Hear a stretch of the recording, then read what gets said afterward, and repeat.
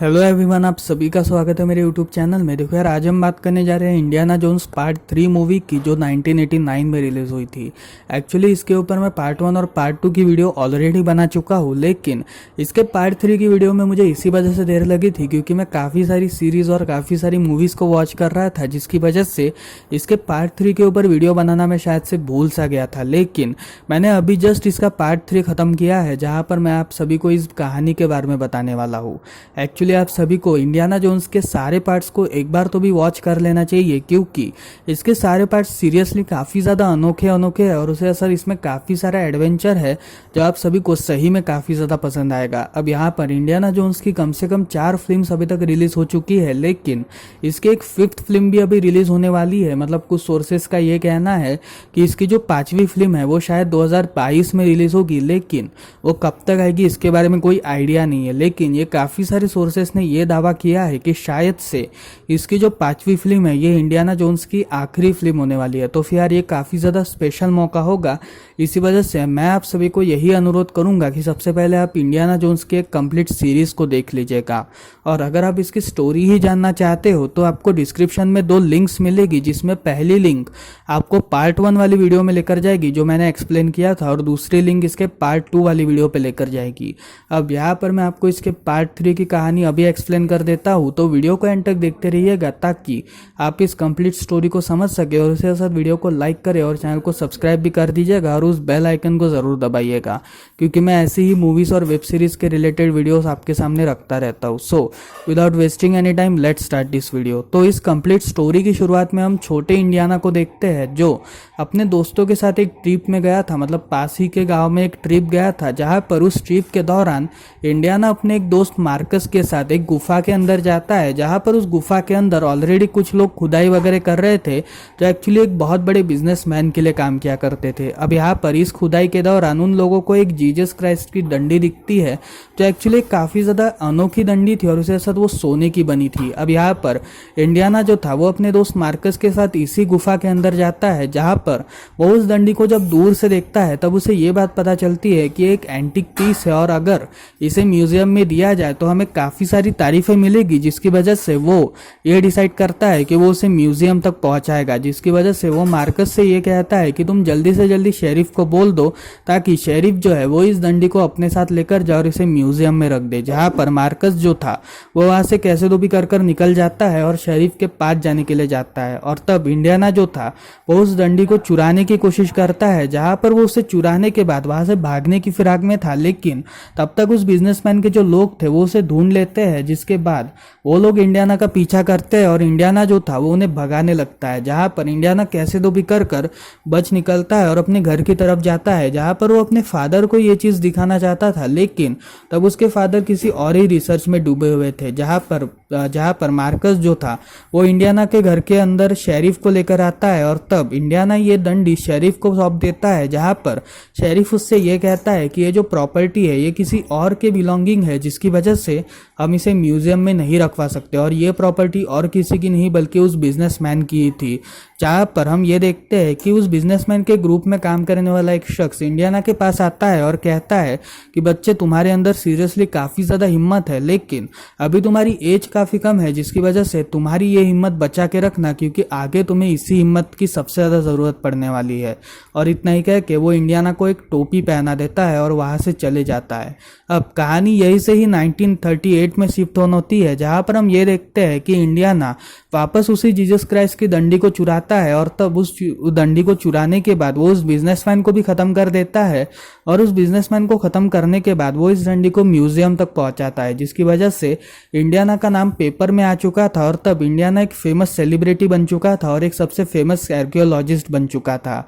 अब यहाँ पर इंडियाना की इतनी फेम देखने की वजह से वॉल्टर नाम का जो एक बिजनेसमैन था वो उसे ये कहता है कि तुम्हें एक ईंट ढूंढनी है, जो एक्चुअली जीसस क्राइस्ट ने अपने बचपन में लिखी थी, और ये जो ईंट है ये वेनिस शहर के किसी तो भी जगह पर तुम्हें मिलेगी, जहाँ पर हमने हमारा एक आदमी इसके लिए ढूंढने के लिए भेजा था, लेकिन वो आदमी वेनिस में ही कहीं तो भी घूम चुका है, जिसकी वजह से हमें उसके बारे में कुछ भी नहीं पता। अब यहाँ पर हम ये देखते हैं कि वो जो आदमी था वो और कोई नहीं बल्कि इंडियाना के फादर हेनरी जोन्स थे, जिसकी वजह से इंडियाना जो था वो मार्कस के साथ ये डिसाइड करता है कि वो अब वेनिस में जाएगा, जहाँ पर वेनिस में जाने के बाद वो सबसे पहले तो ये कहे, वो सबसे पहले अपने फादर को ढूंढने की कोशिश करेगा और अपने फादर को ढूंढने के बाद वो उन्हें वापस अमेरिका के लिए लेकर जाएगा, जिसकी वजह से वो अपने फादर के बारे में जानना स्टार्ट करता है। और तब उसे ये बात रियलाइज होती है कि आज ही सुबह उसके ऑफिस में एक कोरियर पहुंचा था, जहां पर इस कोरियर के अंदर उसके फादर हेनरी ने एक तरह की कुछ क्लूज वगैरह लिखे थे, जिसकी वजह से इन्हें इस सफर में इसकी काफी ज्यादा जरूरत थी। और तब इंडियाना जो था वो अपने दोस्त मार्कस के साथ सबसे पहले वेनिस में जाता है, जहां पर उसकी मुलाकात एल्सा नाम की एक डॉक्टर से होती है, जो कि एक आर्कियोलॉजिस्ट ही थी, लेकिन वो वेनिस में कार्यरत थी और तब वो वॉल्टर के लिए काम किया करती थी। अब यहाँ पर एल्सा जो थी वो इंडियाना को थोड़ी बहुत जगह घुमाती है, जहां पर वो उसे एक लाइब्रेरी में लेकर जाती है, जो एक्चुअली एक तरह की प्राचीन लाइब्रेरी थी। और इस लाइब्रेरी के अंदर जाने के बाद इंडियाना जो था वो सबसे पहले सारे क्लूज को एक साथ जोड़ना स्टार्ट करता है, जो एक्चुअली उसके फादर के किताब में लिखे थे। और तब इन सारे क्लूज के अनुसार 3 जगहों पर उसे क्लूज मिले थे। सबसे पहला अंक था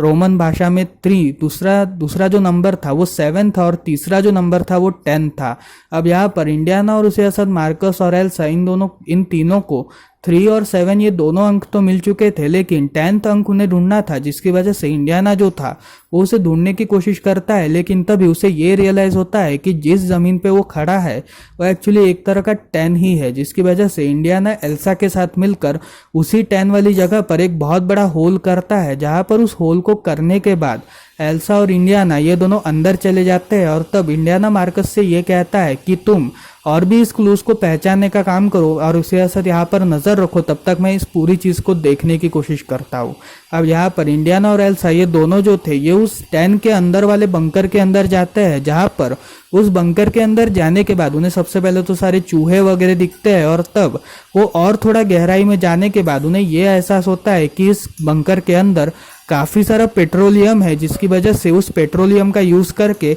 शायद से हम अंदर एक मशाल क्रिएट कर सकते हैं और शायद से हमारे लिए काफी ज्यादा फायदेमंद होगा। अब यहाँ पर मार्कस जो था वो इंडियाना और एल्सा का वेट कर रहा था, लेकिन तभी अचानक से पीछे से कोई तो भी उसके ऊपर हमला कर देता है। और ये जो लोग थे ये एक्चुअली एक तरह के कल्ट गैंग के लोग थे, और ये जो सारे लोग थे ये सारे लोग उसके बंकर के अंदर जाते हैं, जहाँ पर उस बंकर के अंदर जाने के बाद ये सभी लोग उस बंकर को आग लगा देते हैं। लेकिन इंडियाना और एल्सा ये दोनों उसी बंकर में फंसे हुए थे, जहाँ पर जब उन्हें आग की अनुभूति होती है तब इंडियाना और एल्सा कैसे दो भी प्लानिंग कर वहां से निकल जाते हैं। जिसके बाद इंडियाना जो था वो उस शख्स के ग्रुप लीडर को पकड़ता है, और तब उस ग्रुप लीडर को पकड़ने के बाद वो उसे ये कहता है कि एक्चुअली वो क्राइस्ट के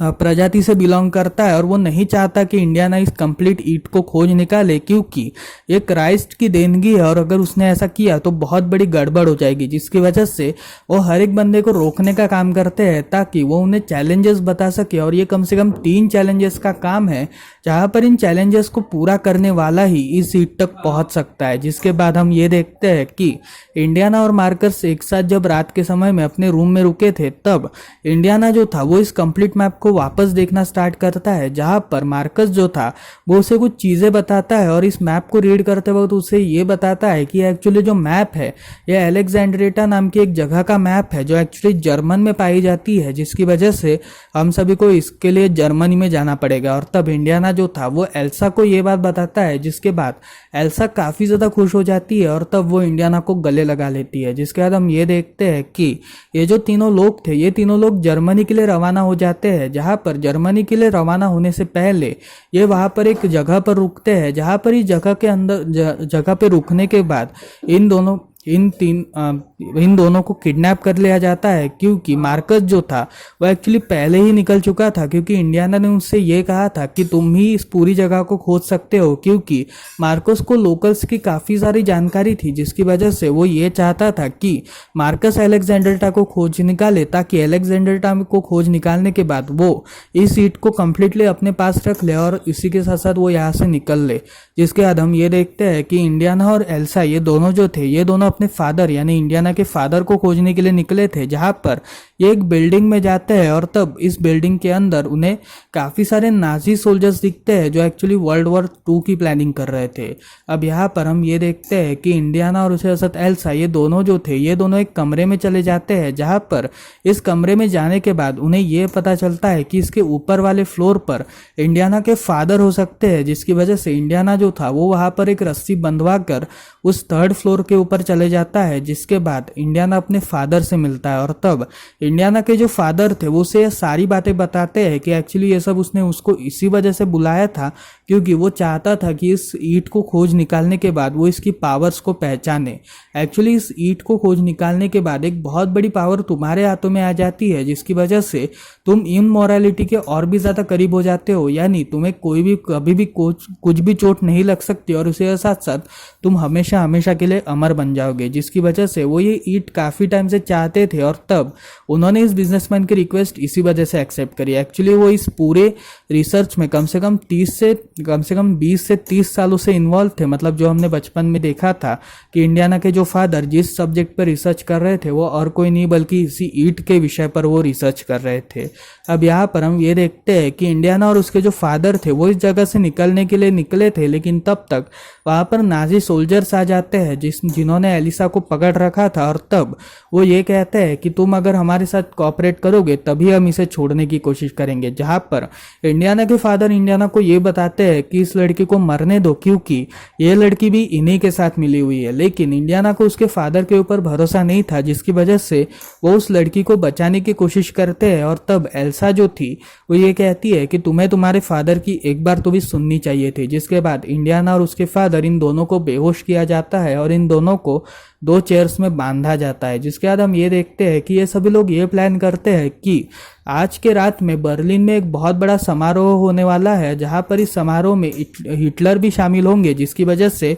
हम सभी को वहां के लिए रवाना होना पड़ेगा। और तब एल्सा जो थी वो उसके पॉकेट से उस डायरी को निकाल देती है और तब वो इस डायरी को वॉल्टर को सौंप देती है। एक्चुअली वॉल्टर जो था वो भी अब नाजीज के साथ मिल चुका था, जिसकी वजह से वो ये चाहता था कि इंडियाना और उसके फादर इस कंप्लीट जगह को खोज निकाले, ताकि इस जगह को खोज निकालने के बाद वो इस कंप्लीट इमोरलिटी को अपने पास रखे, जिसकी वजह से वो ये मैप चाहते थे। और तब इंडियाना जो था वो उन्हें ये बताता है कि एक्चुअली मार्कस के पास ये मैप है और मार्कस शायद से अलेक्जेंड्रा के पास पहुंच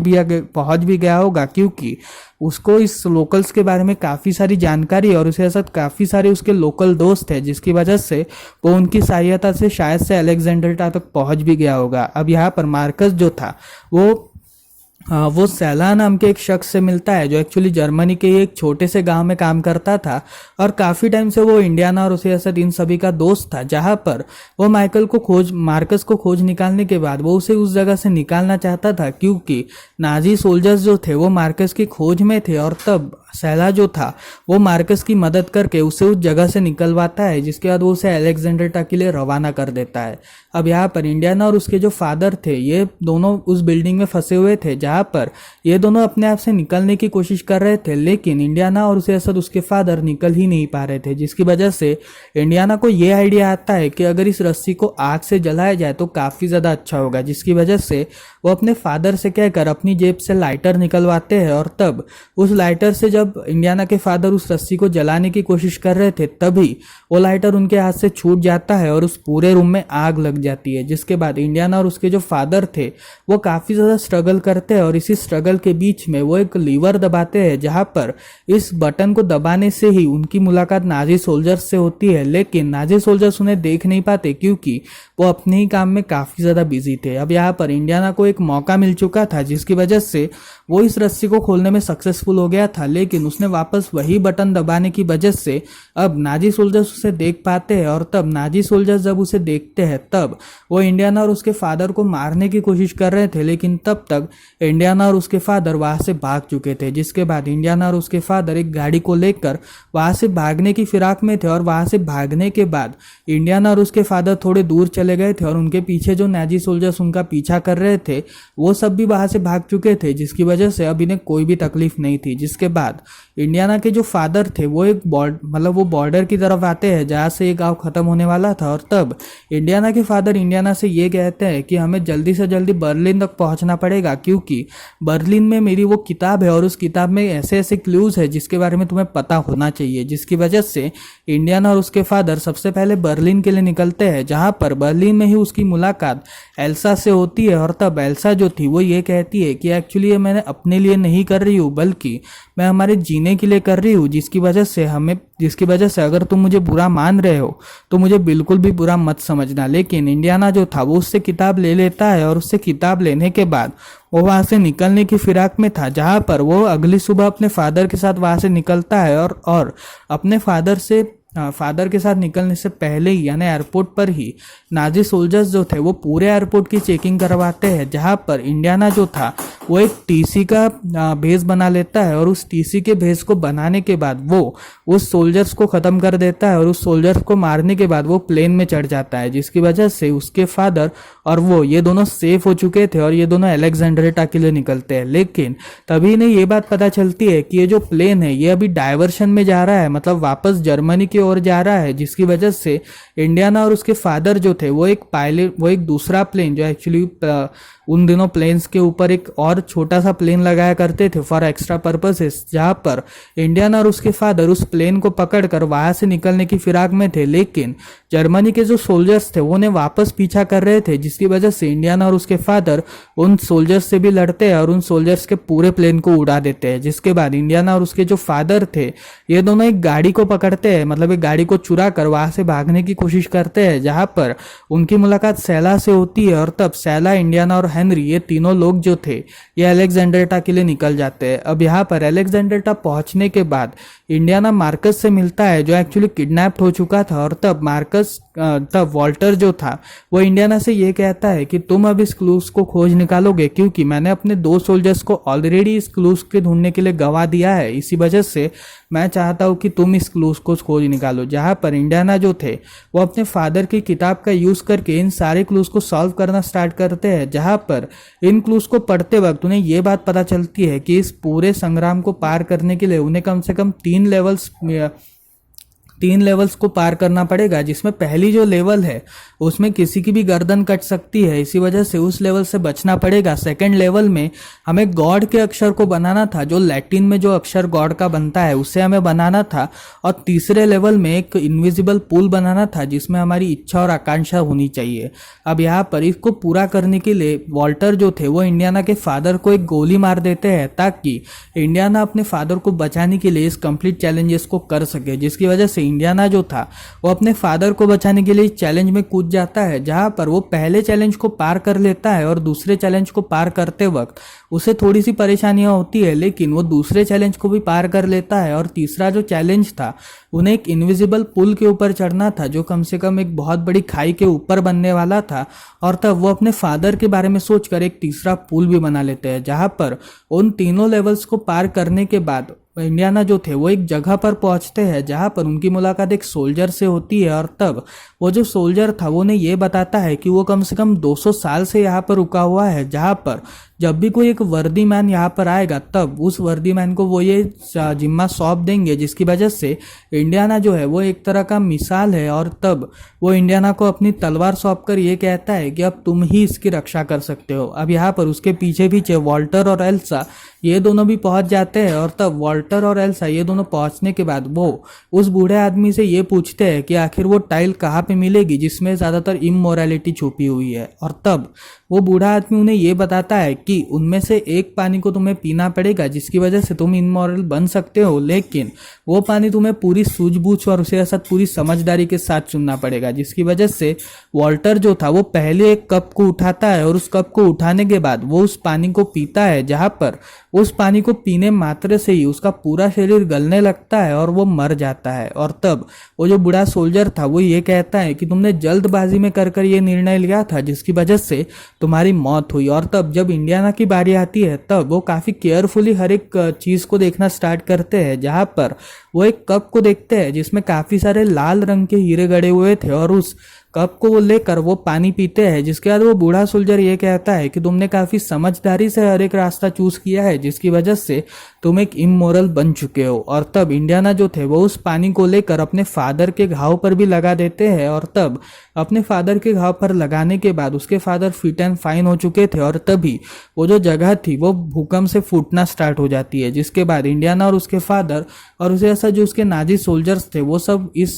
वो सब बाहर निकलने की फिराक में थे, लेकिन वो जो नाजी सोल्जर्स थे वो इस भूकंप के अंदर मर जाते हैं। और तब एलिसा जो थी वो इस कप को निकालने की कोशिश कर रही थी जिससे इमोरल बन सकते हैं, लेकिन एल्सा भी इन सब में मर चुकी थी, जिसकी वजह से इंडियाना, उसके फादर, सेला और मार्कस, ये जो चारों लोग थे, ये चारों लोग वहां से निकल चुके थे। और तब वो जो पूरी जगह थी वो हमेशा हमेशा के लिए तबाह हो चुकी थी, और ये सभी जो लोग थे, मतलब इंडियाना, हेनरी, मार्कस और उसे सेला, ये सभी लोग वहां से बच चुके थे। जिसके बाद ये सभी लोग अपने घर की तरफ जाते हैं, और तब इंडियाना के जो फादर थे वो उन्हें पहली बार ये कहते हैं कि मैं एक फादर के मामले में काफ़ी ज़्यादा बेकार था, लेकिन मैंने तुम्हारे जैसा बेटा पाया, ये मेरी एक बहुत अच्छी किस्मत है। और यहीं पर ही इसका पार्ट 3 खत्म होता है। तो फिर यार ये थी स्टोरी इंडियाना जोन्स पार्ट 3 की। आपको कैसी लगी मुझे कमेंट सेक्शन में ज़रूर बताइएगा। सो मिलते हैं अगली वीडियो में, तब तक के लिए बाय बाय।